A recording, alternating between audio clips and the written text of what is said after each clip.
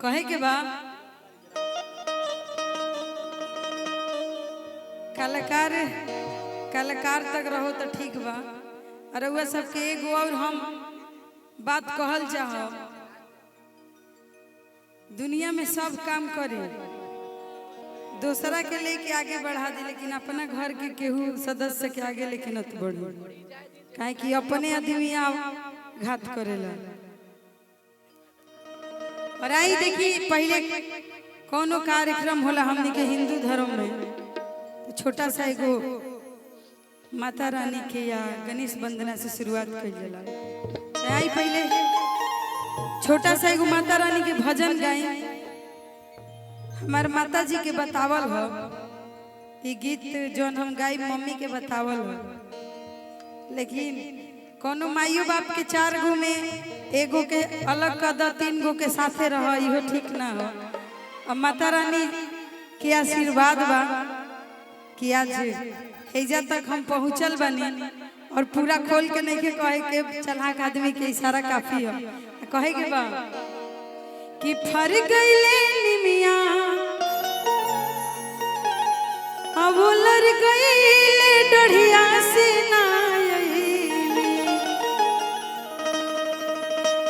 भोला बाबा जान तनी घूंघट रखले बनी तो लागत हम सिवाने में प्रोग्राम करत हनी, काहे कि ससुराल हम सिवाने पड़ेला।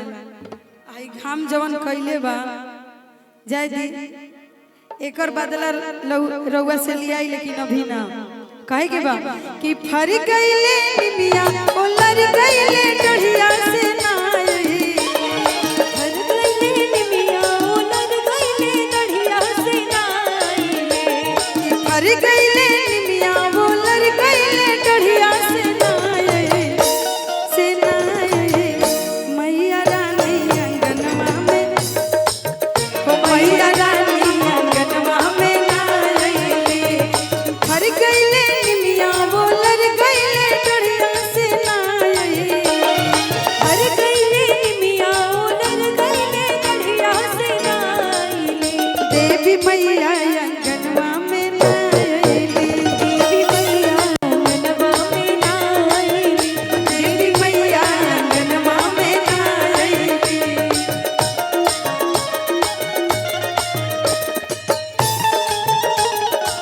एक और माइक पे लगा दीजिए।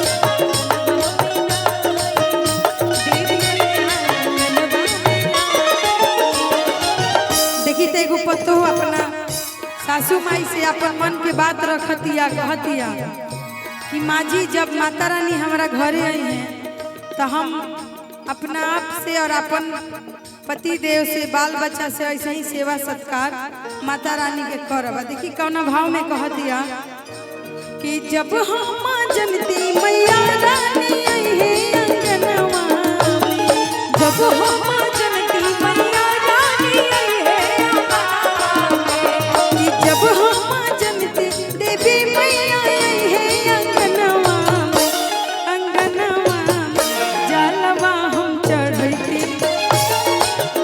जालवा हम चढ़ती अंगनवा में। थोड़ा सा धीरे, मॉनिटर में नहीं सुना, साउंड वाले भैया सामने मॉनिटर में दीजिए आवाज, हमारे म्यूजिशियन को नहीं सुनाई दे रहा।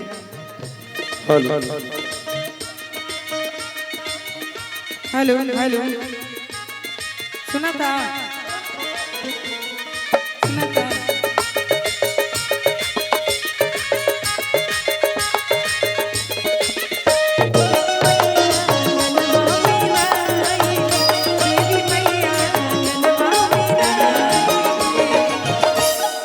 और देखिए कहतरी कि अपने तो लगती पिया से लगवैती बालकवा से, अपने तो लगती पिया से लगवैती बालकवा से, कि अपने तो लगती सैया से लगवैती बालकवा से, बालकवा से घोड़वा लगवैती बालकवा से, घोड़वा लगवैती बालकवा से, घोड़वा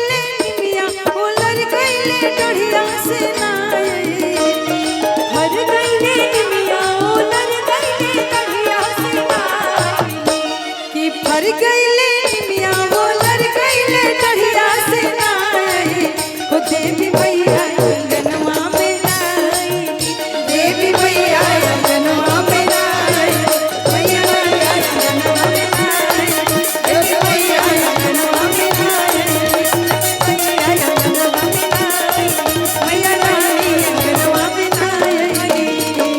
बोलिए सच्चे दरबार की। और देखिए